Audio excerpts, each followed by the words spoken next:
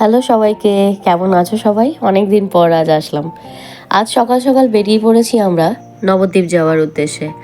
আর সেটা কেন গেছি একটু পরেই দেখতে পাবে। দেখো অলরেডি আমরা ঢুকেও গেছি, নবদ্বীপে চলেও এসেছি। এই যে সমাজবাড়িতে আমাদের গাড়িটা পার্ক করে রাখা হয়েছিল, মা এখান থেকে কিছু জিনিস নিয়ে নিচ্ছে। আর এই যে আমরা এসছি কিন্তু এখন আমাদের গুরুদেবের বাড়িতে। এই আমার ঠাকুমা শাশুড়ি, এই বাড়ির মা, মানে আমার শাশুড়ি মা, প্লাস হচ্ছে আমার এইখানকার পিসির শাশুড়িরা, আমার ননদ, সবাই, আমার শ্বশুরমশাই, সবাই এই বাড়ির এখান থেকেই সবাই দীক্ষা নিয়েছেন। ওই যে এখানে এটা হচ্ছে আমাদের গুরুদেবের ঘর।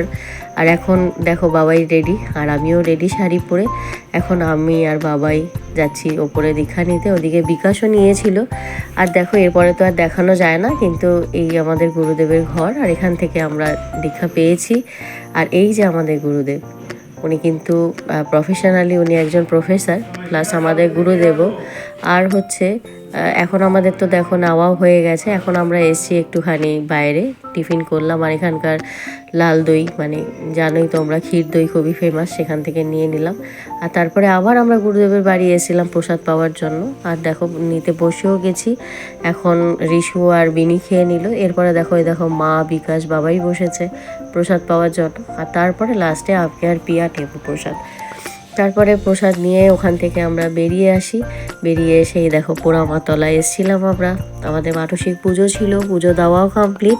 আর এখন কিন্তু আরেকটা জায়গায় যাচ্ছি আমরা, সেটা বলো তো কোথায়?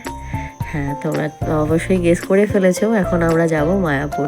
আর এখানে দেখো নবদ্বীপ থেকে নেওয়া মিষ্টি এখন সবাই মিলে খাওয়া হচ্ছিল।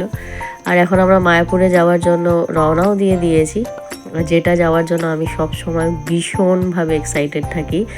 বিকজ আমার ভীষণ ভালো লাগে মায়াপুরে যেতে, আমার খুব পছন্দের জায়গা, ভীষণ পছন্দের জায়গা। আমার গোবিন্দর এই রূপ আমাকে বারবার মুগ্ধ করে। আমরা প্রতিদিন দেখি। আর দেখো দেখতে দেখতে পরন্ত বিকেল ধরে আমরা চলেও এসেছি।